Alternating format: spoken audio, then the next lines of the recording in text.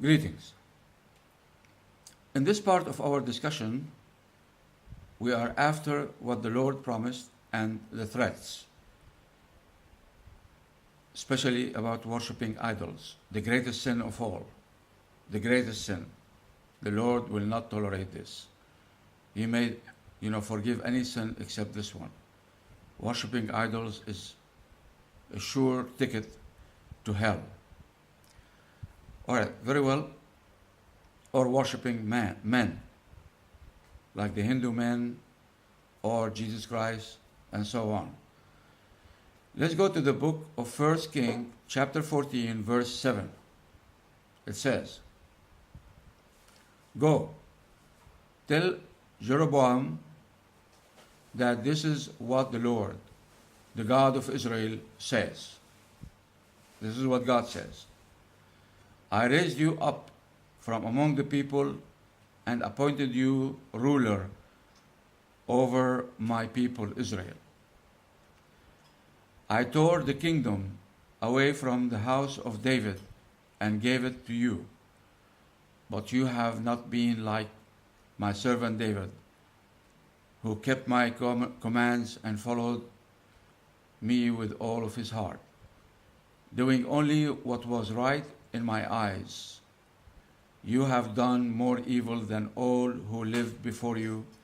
You have made for yourself other gods." This is a ruler, a king over Israel. The Lord is saying that he did, worse evil than all those before him. He was so miserable. And he made for himself other gods, idols made of metal. You have aroused my anger and turned your back on me. So, utter defiance. In simple words, utter defiance.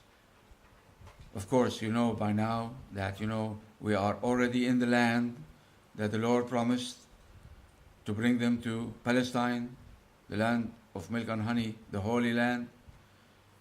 And this is the practice of the Israelis after they entered into this wonderful land, geographic location, against all the threats, in defiance to all the orders of the Lord not to do this. And they did exactly what the Lord said, don't dare. Verse 14 says, "The Lord will raise up for himself a king over Israel, who will cut off the family of Jeroboam. Even now, this is beginning to happen, and the Lord will strike Israel, so that it will be like a reed swaying in the water. He will uproot Israel from this good land that he gave to their ancestors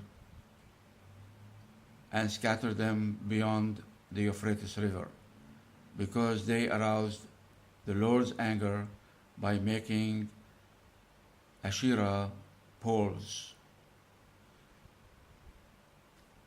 So again, threats before they enter the land, and now threats while they are inside the land. The Lord never stopped threatening, and they never stopped ignoring. They never stopped offending. They never stopped being rotten against this God of Israel. Very well, let's go to verse 16. It says, "And he will give Israel up because of the sins Jeroboam has committed and has caused Israel to commit." So not only the king only is committing this evil against the God of Israel, but also the Israelis themselves. Now, caused by this king Jeroboam or not, still the actions stand. They are witness on their evil practice. No king should be able to subdue or sway a whole nation to do the rotten defiance against the Lord and to worship idols. Very well. So as we see so far, they never quit. They never quit. From the first minute they entered, they didn't even catch their breath. They started offending the Lord. And they were doing this before. 40 years in the desert, they gave Moses hell. Of course, and Aaron. After they entered with Joshua, they didn't have time. They were so occupied in mass killing with the edge of the sword every non-Israeli soul, even the little children, the women, the elderly. They burned the houses, they burned the field, everything that belongs. Later on, they eased off. They killed only the people, but they kept the animals, the valuables, like gold, silver, whatever any people they kill may possess, to enjoy for themselves. Also, they eased a little bit. They started now killing only the women who had intercourse with males before, married or non-married, and they kept the virgins. They even killed the male children. We will look at this when we discuss the terrorism of this nation.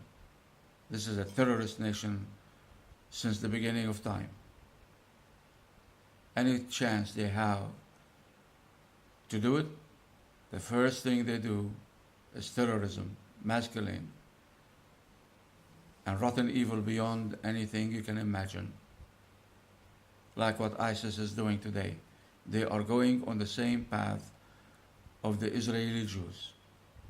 No difference. The rotten are rotten. Very well, we'll continue next time. Take care.